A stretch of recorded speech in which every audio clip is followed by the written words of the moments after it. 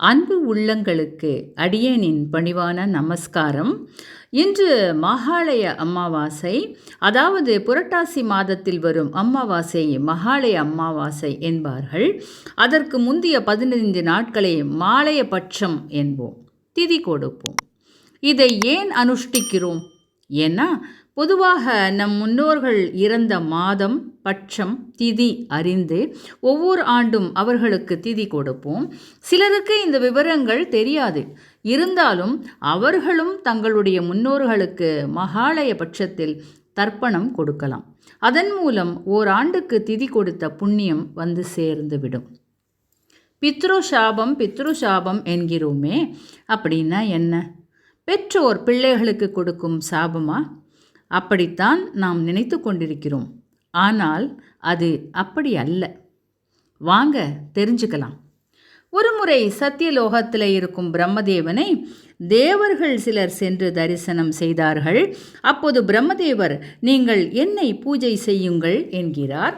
ஆனால் பாருங்க, மிஸ்ஹியரிங் ஆனதால தேவர்கள் தங்களை தாங்களே துதித்து கொண்டனர்.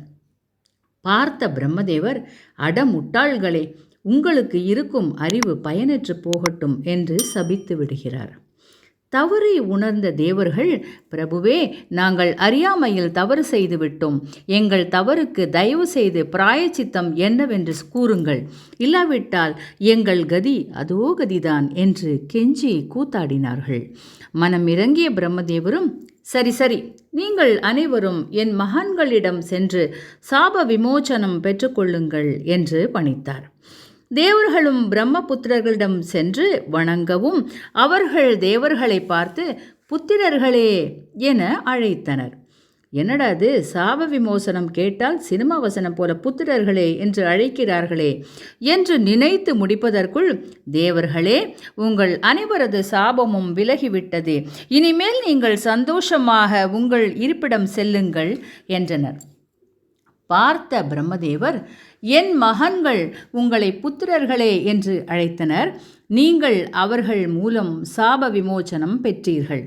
இன்று முதல் என் புத்திரர்கள் பித்ருக்கள், அதாவது பித்ரு தேவதைகள் என்று அழைக்கப்படுவார்கள். யார் இவர்களை பூஜிக்கிறார்களோ அவர்களுக்கு பித்ரு தோஷம் நீங்கும் என்கிறார். அந்த பித்ரு தேவர்கள் இந்த 7 பேர்தான்: கவ்யவாகன், அனலன், சோமன், யாமன், அரியமான், அக்னிஷ்வார்தன், பரிஹிஷதன். பித்ருதோஷம், சாபம் என்பதெல்லாம் நம் முன்னோர்களால் வருவதாக பலர் சொல்வார்கள். ஆனால் நீங்களே யோசிச்சு பாருங்களேன், எந்த பெற்றோராவது தன் பிள்ளைகளை சபிப்பார்களா? எவ்வளோதான் பிள்ளைகள் பெற்றோருக்கு கஷ்டம் கொடுத்தாலும் பிள்ளைகள் நன்றாக இருக்க வேண்டும் என்று தானே நினைப்பார்கள். எனவே அன்பு நேயர்களே, பித்ருதோஷம் என்பது நம் தாய், தந்தை, தாத்தா, பாட்டியால் வருவதல்ல. அவங்கள நாம் சரியாக பார்த்துக்கலன்னா பித்ரு தேவதைகள் நமக்கு கொடுக்கக்கூடிய சாபம்தான் பித்ரு சாபம்.